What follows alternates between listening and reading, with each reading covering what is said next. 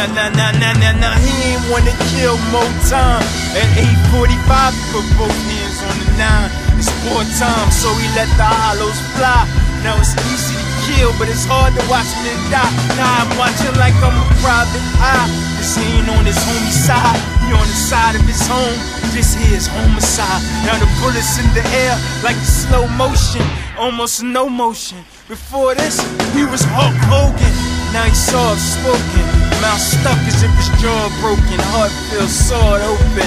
He went from sad to angry to happy to anxious. Now ain't this creating an emotional athlete? His heart racing, last lap of the track me. Cause he was thinking about marriage this year. The house he could've made, he building castles in the air. He closed his eyes and asked to disappear. Freeze it there, yeah.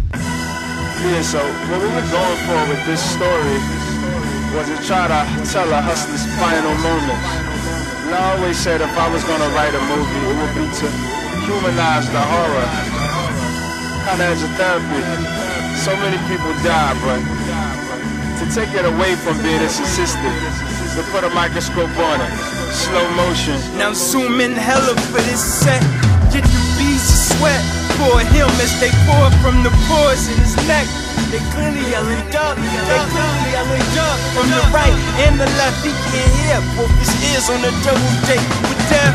Definitely, it's mental, vengeful. He can't bring himself to pray at his own temples. Now get a good angle on his friend who try to act upset, but then again, it's just glad it isn't him. Simple, now zoom out slow and peep the pattern of the crows, all flying together like some traveling skulls.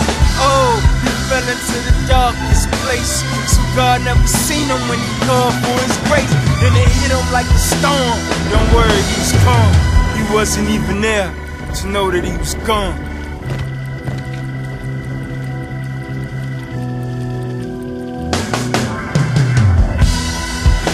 So with this scene, I was really trying to capture these very vivid, lucid images that are surrounding the event.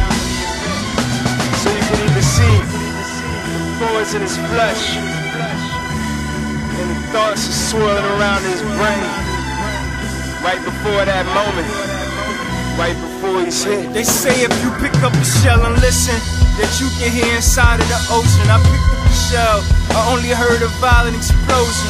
I still see the 9 and it's smoking, and the kid silently dying. His eyelids is open. Look, he's starting to shake. It's a war inside of him. He fought for his fate. Life and death were like doors, they revolved on his face. You could've swore he was asleep and started falling away. Caught in between the calling of the ultimate gates, in that corner where he hustled and scuffled and struggled round the way. And as he loses his T-cells, his eyes lose detail. He can't tell a guy from a female. Out of one eye he can see heaven, other eye he can see hell. When he crosses them, you see a sunrise from when he was 12. And at that crossroads, he became a court. From far up, he looked like Jesus slain on the cross. It all happened so quick, just 59 ticks. I looked down at my watch, it's 8:46.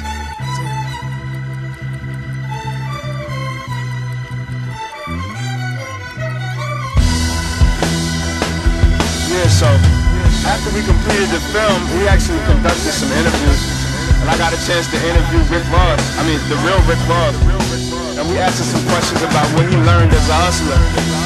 I'll play a clip from you of some of what we got. Hey, Needlz, cue it up for me. One of the most important things for anybody to do, young, old, babies, or whoever it is that you must become a critical thinker. Too often I see people, grown people, and they can't think. And that I've learned about myself, everything around me, is that I can do anything that I want to do. All I have to do is set my mind. We're beings that was created with so much power, but a lot of times we limit what we can do with our thinking. A lot of times we don't think that we're important. And as you think in your heart, so it is. People want to change their environment, but refuse to change themselves. Too often we only see the benefits from it. The cars, the women, the houses, the clothes. And the other side of that is death, destruction, you know what I'm saying, prison, loss of freedom. You know, it's a lot more to go with the dope game than what meets the eye, you know. And too often we go into it with only part of the story and we don't have the whole story.